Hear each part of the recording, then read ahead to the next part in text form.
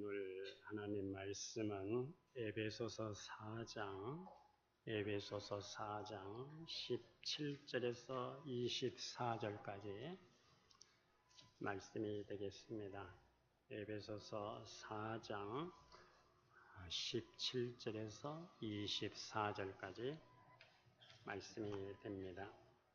17절 그러므로 내가 이것을 말하며 주 안에서 증언하노니 이제부터 너희는 이방인의 그 마음에 허망한 것으로 행한 같이 행하지 말라. 그들의 총명이 어두워지고 그들 가운데 있는 무지함과 그들의 마음이 굳어짐으로 말미암아 하나님의 생명에서 떠나 있도다. 그들의 감각 없는 자가 되어 자신을 방탕에 방임하여 모든 더러운 것을 욕심으로 행하되 오직 너희는 그리스도를 그같이 배우지 아니하였느니라.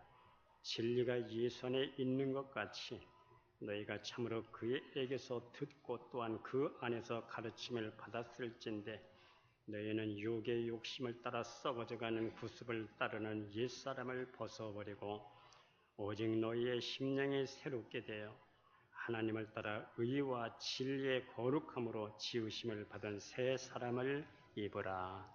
아멘. 창세기 1장을 보면은 창조라는 말씀이 4번이 나오고 있습니다.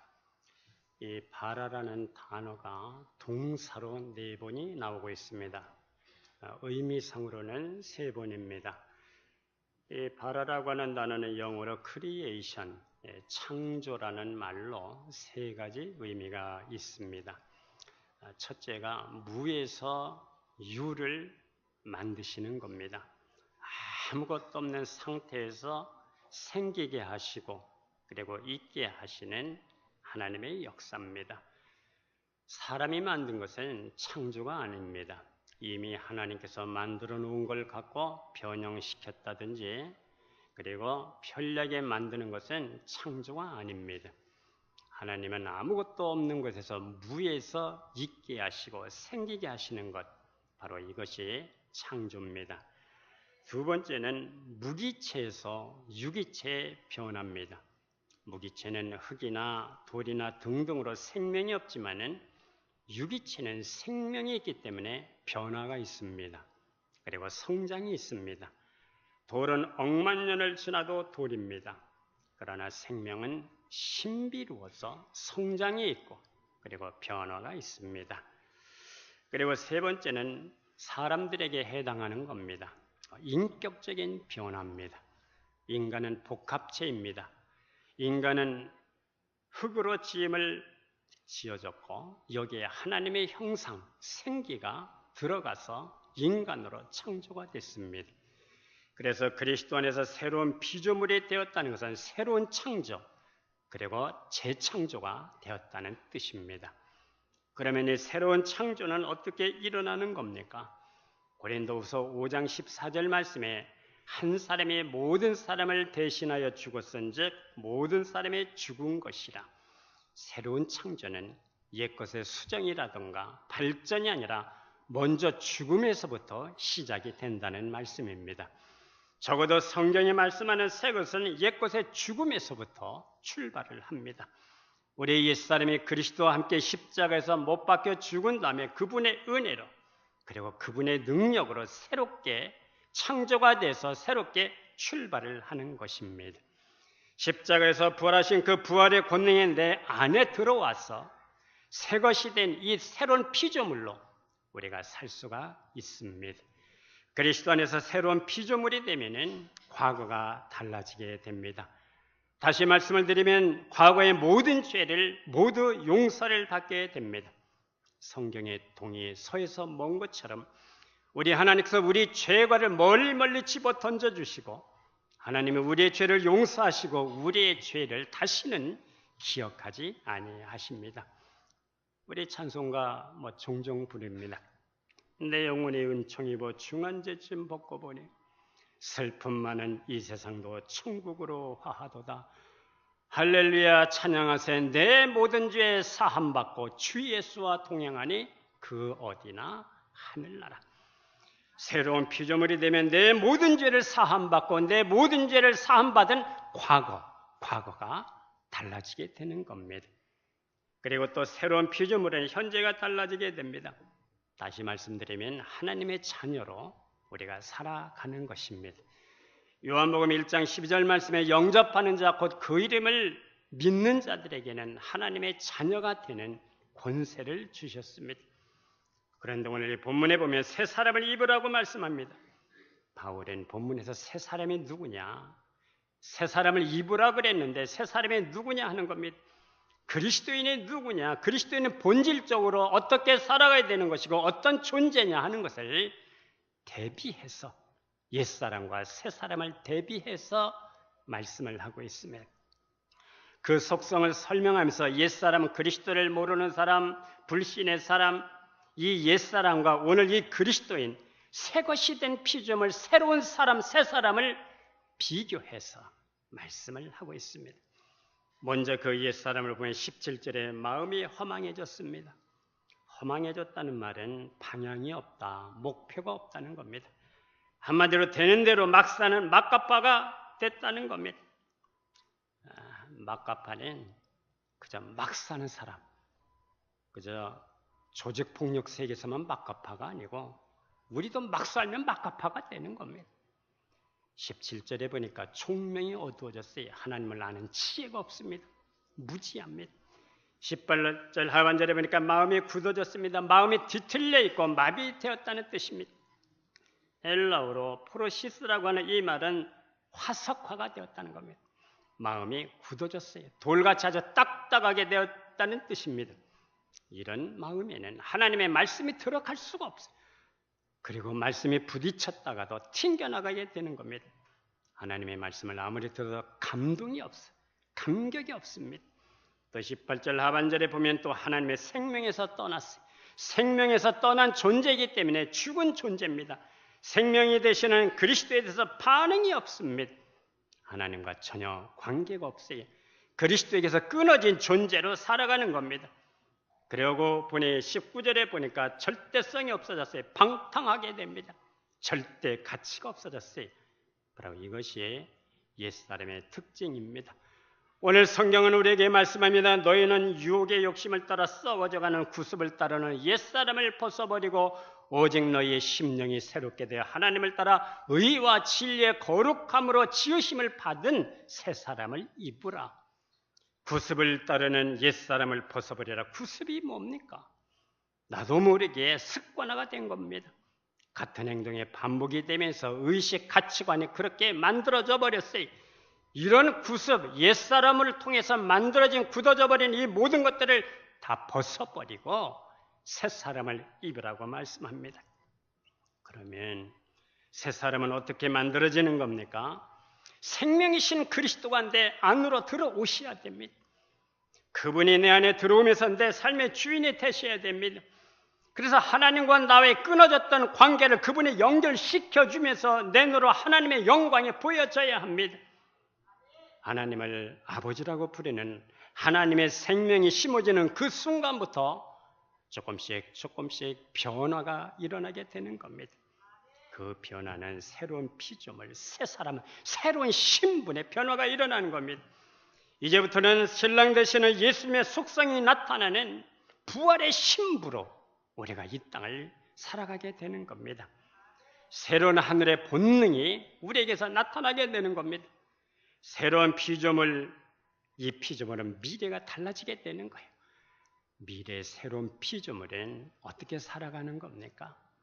먼저는 새 사람은 사는 목적이 새로워지게 됩니다.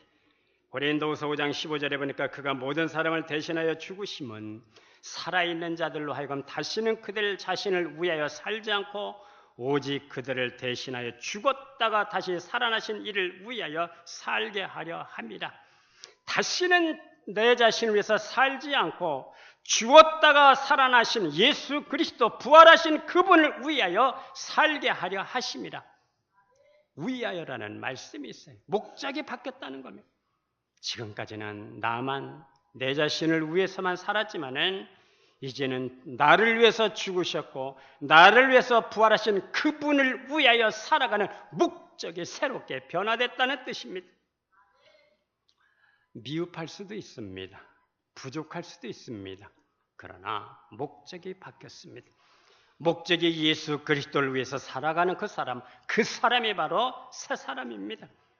그런데 그 목적은 내가 설정한 게 아닙니다.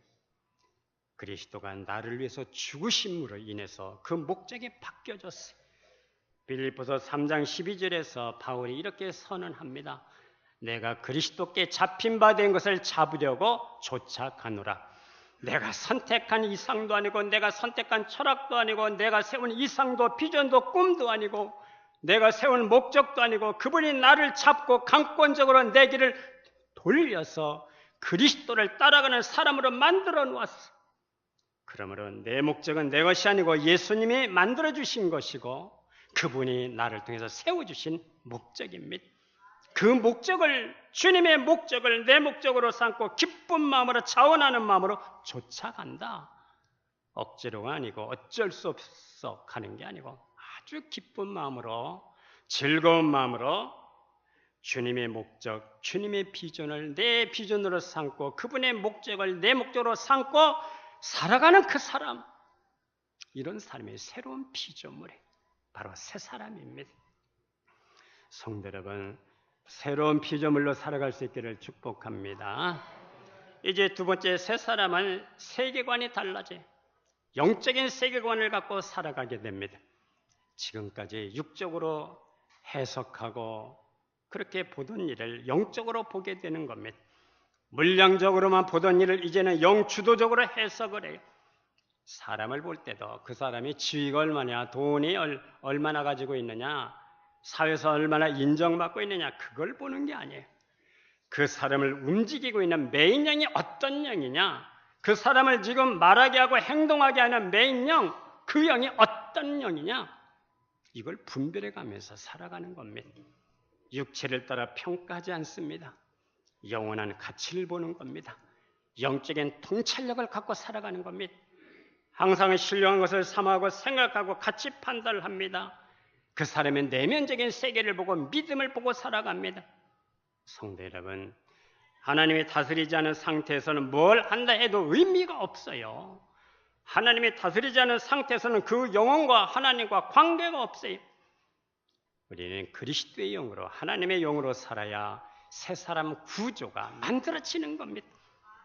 육체의 본질은 하나님을 끌어당길 수가 없어요. 내가 하나님의 생명의 영, 성령에 장악되었을 때 하나님과의 교제와 사귐이 일어나게 되는 겁니다. 생명의 교류가 일어나면 하나님이 주시는 것이 제한되지 않습니다.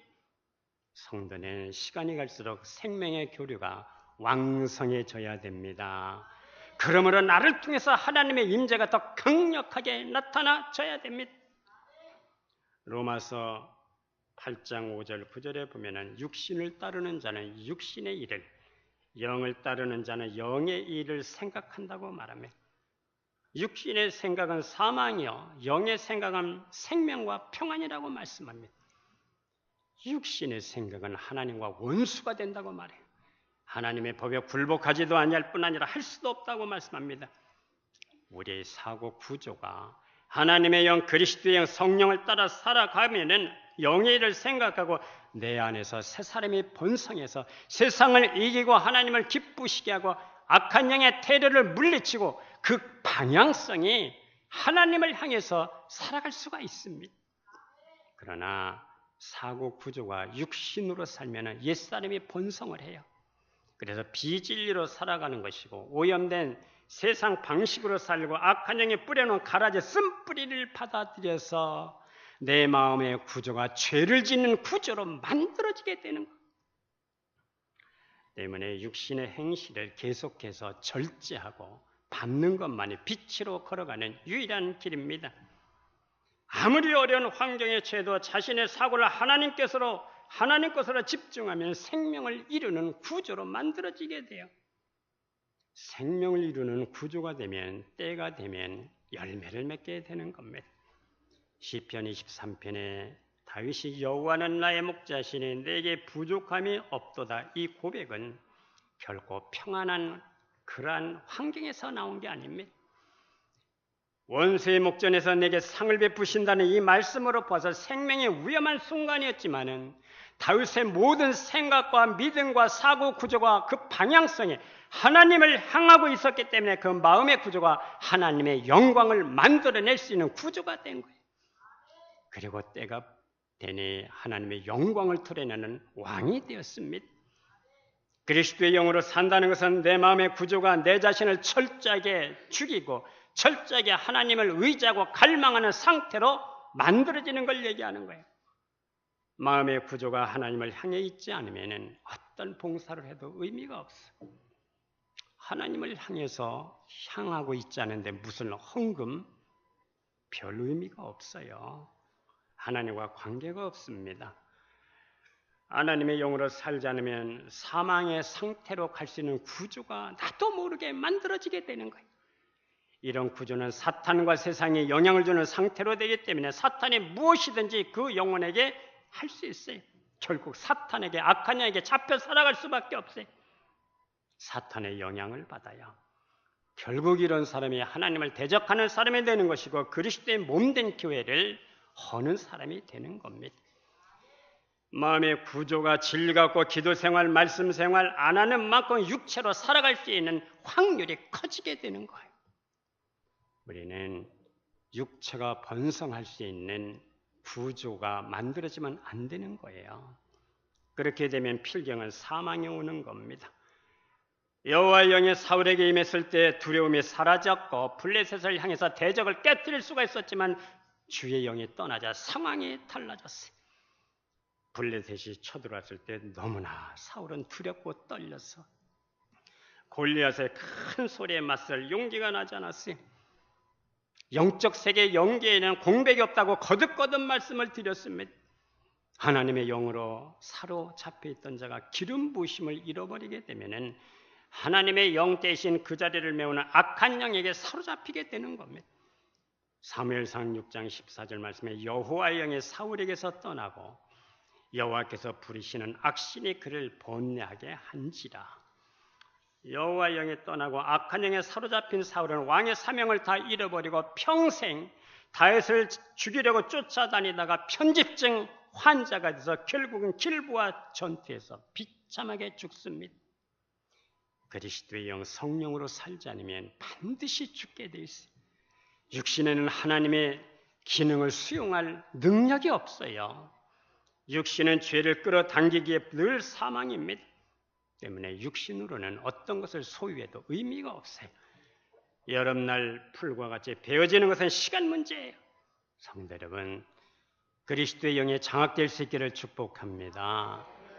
그리스도의 영으로 압도당할 수 있기를 축복합니다. 하나님의 영이 부어지면 특징이 나타납니다. 그리스도의 사랑이 우리 심령을 강권하십니다.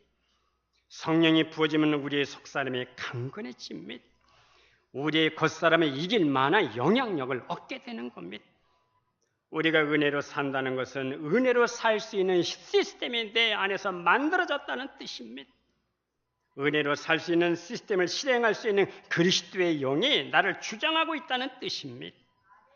바꿔 말하면 그리스도의 영이 주장하는 시스템이 만들어져야 내가 은혜로 살아갈 수 있다는 뜻입니다. 하나님의 영 그리스도의 성령이 주장하는 그러한 삶으로 은혜로 살아갈 수가 있는 거예요. 성령의 역사 없이 어떻게 우리가 은혜를 받을 수가 있겠습니까? 은혜 받지 않고 어떻게 우리가 믿음 생활할 수가 있겠습니까? 때문에 성령으로 산다는 말은 은혜로 산다는 말이고 은혜로 산다는 말은 믿음으로 산다는 뜻입니다. 성도 여러분, 하나님의 영에 충만하여 사탄의 역사를 거절할 수가 있는 거예요. 그리고 원수의 목전에서도 다윗처럼 평강을 일찬할 수가 있는 거예요. 나아가 영적 싸움에서 이길 수가 있습니다. 세상을 견뎌내고 돌파해낼 수가 있는 겁니다. 성도 여러분, 새로운 피조물로 하나님의 영이 거하는 시스템으로 살아갈 수 있기를 기원합니다. 그분을 갈망하는, 은혜를 갈망하는 삶이 될 수 있기를 기원합니다. 로마서 8장 8절 말씀에 육신에 있는 자들은 하나님을 기쁘시게 할 수 없다고 말씀합니다. 육신의 경향성, 하나님을 기쁘시게 할 수가 없어요. 성령이 나를 주장하시면 성령이 내 지정의를 다스려 나가십니다. 내 지정의가 성령의 다스림을 받으면서 내 마음의 구조가 하나님을 닮은 것으로 만들어져 가는 겁니다. 하나님에게 합한 자로 살 수 있는 거예요. 그래서 하나님의 아들이라 일컬음을 받을 수가 있는 거예요. 아들이라는 말은 육신의 아들, 딸을 말씀하는 게 아니야. 하나님의 아들이라고 하는 것은 하나님의 자녀를 의미하는 겁니다. 로마서 8장 14절 말씀에 무릇 하나님의 영으로 인도함을 받는 사람은 곧 하나님의 아들이라. 빛과 어둠이 공존할 수가 없듯이 우리의 옛사람과 하나님께서 다시 창조하신 새 사람이 공존할 수가 없습니다. 그 어떤 것이 내 안에서 번성하느냐에 따라서 우리의 앞날이 결정되는 겁니다. 그러므로 우리는 날마다 성령으로 장악되어 성화의 단계로, 영화로운 단계로 성장할 수 있기를 축복합니다. 그리고 새 사람은 서로 저 사람, 이 사람 서로 내일을 기대합니다. 무엇을 기대하는 겁니까? 그리스도의 날에 너희는 나의 자랑이 되고 나는 너희의 자랑이 되리라. 너희는 우리의 자랑, 우리의 면류관, 우리는 너희의 자랑, 이렇게 피차 자랑할 수 있는 관계는 이 땅에서부터 우리가 서로 새로운 피조물 새 사람으로 살아야 그날에 우리는 서로가 자랑할 수 있는 자로 주님 앞에 나타날 수가 있는 겁니다. 우리 다시 한번 보면 에베소서 4장 22절 24절에 읽어봅니다. 너희는 육의 욕심을 따라 썩어져가는 구습을 좇는 옛사람을 벗어버리고 오직 심령으로 새롭게 되어 하나님을 따라 의와 진리의 거룩함으로 지으심을 받은 새 사람을 입으라. 그러면 세 번째, 새 사람의 초점이 무엇입니까? 하나님을 따라가야 되고 의와 진리의 거룩함으로 지으심을 입은 새 사람을 입으라. 새로운 사람의 초점은 의와 진리의 거룩함입니다. 이 땅에서 새 사람으로 산다는 것은 의로운 사람으로 살아가는 것이고 거룩한 구별된 사람으로 살아가는 겁니다. 이것이 그리스도를 닮아가는 성화의 단계, 영화로운 단계로 나아가는 겁니다. 고대 뛰어난 무사들에게는 표가 있었다고 합니다. 그 문구는 세 가지: 주목하라, 모방하라, 반복하라. 이것을 우리에게 적용해 본다면 주목하라. 빛이 되시는 진리신 그리스도를 주목해야 되고 팔아봐야 됩니다. 모방하라. 그분을 닮아가야 됩니다. 반복하라. 하나님의 말씀을 반복하고 또 반복해서 몸에 배도록 지켜나가야 된다는 겁니다. 유능한 선수가 되려면 같은 동작을 수없이 반복해야 됩니다. 아침 6시가 되면은요, 아파트에 우리 앞에 그 테니스장이 있는데 거기서 공 치는 소리가 나요. 그 공 소리 때문에 때로는 잠이 깰 때가 있어. 그런데 이렇게 보면은 그 레슨을 3년째 받는 사람이 있어요. 아침마다 출근하기 전에 계속 공을 그렇게 반복해요. 3년째 매일 아침마다. 유능한 야구 선수가 되기 위해서는 어느 날 TV에서 나오는데 아침에 일찍 일어나서 공을 아침 먹기 전에 700번을 던져본다. 아침에 일어나서 700번을 던지는 것을 연습하고 그리고 아침 식사를 한다는 겁니다. 우리 김연아 피겨 스케이트 선수 아마 보기도 했고 아마 얼굴도 나오고 광고도 나오고 또 그 스케이트인 거 동작도 많이 봤을 겁니다. 이 동작을 보니까 점프를 하는데 막 돌면서 점프를 해요. 우리는 그런가 보다는데 가족들은 가슴을 조이며 본다네. 왜? 점프하다가 실수하면 0.00 몇 초에 그냥 점수가 깎이거든. 스핀이라는 게 있답니다. 스핀은 막 얼음판에서 막 회전하는 거. 뭐 이렇게 하던가 뭐 하고 막 회전하죠. 스파이널, 이것은 한쪽 발을 들고 빙상을 새처럼 이렇게 아주 가르는 오른쪽 왼발 막 이렇게 바꿔가면서 멋있잖아. 그리고 이 점수를 낼 때는 기술 점수가 있대요. 그리고 예술 점수가 있대. 이걸 합쳐서 점수를 낸다는 거예요. 예술성이 얼마나 있느냐, 기술은 얼마나 있느냐, 점수를 낸다고 합니다. 그런데 이 김연아 선수는 7살 때부터 연습을 했다는 거예요. 수없이 넘어지면서 자빠지면서 하루도 팔이 안 아픈 날이 없대요. 360일 늘 팔이 아픈. 어떤 때는 11시간, 어떤 때는 13시간. 그렇게 연습을 해. 왜? 몸에 배는 거야. 몸에 배야. 운동선수도 반복하고 또 반복하고 반복해서 유능한 운동선수가 되는 거야. 그리스도인은 하나님의 말씀이 몸에 배어져야 되는 겁니다. 혹시 짠지라는 거 김치 잡숴 보셨어요? 짠지. 군대 가서 억수로 먹은대요, 이거. 하도 짜서 물에 씻혀도 이게 짠기가 이게 안 없어지는 거예요, 이게. 왜? 아주 짠맛이 아주 그냥 들대로 들었거든요. 우리 그리스도인들은 하나님의 말씀이 몸에 배도록 반복하고 반복하는 훈련이 필요해요. 그래야 그리스도를 닮아갈 수가 있는 겁니다. 아멘 좀 하셔야지. 이렇게 땀 흘리면서 설교하는데 아멘 좀 하셔야지. 이 탈무드에는 약간 비현실적인 가설의 질문이 있습니다. 만약 아기가 장애인으로 태어나는데 2개의 머리를 가지고 태어났다면 이 아이를 한 사람으로 봐야 되느냐, 2사람으로 봐야 되느냐. 가끔 신문에 보면은 그렇게 태어난 아기들이 있거든요. 몸은 하나인데 머리가 2이야. 이걸 한 사람으로 봐야 되느냐, 2사람으로 봐야 되느냐는 거예요. 이유는 유대교에서는 아이가 태어나면은 1달이 되면은 회당으로 가서 랍비의 축복을 받아야 되는 거예요. 그런데 2사람으로 인정이 되면 2번 축복을 받아야 되고, 이 아기를 하나로 보면은 1번 축복을 받아야 된다는 겁니다.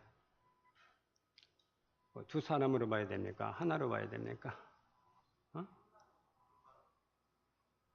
그런데 탈무드의 대답은 명쾌합니다. 하나이를 때려보라는 겁니다. 때려서 하나이는 우는데 하나이는 멀뚱멀뚱 반응이 없으면 이 아이는 2아이라는 거예요. 그런데 하나이를 때려서 둘 다 아프다고 울면 이는 한 아이라는 겁니다. 그리스도인은 누가 그리스도인입니까?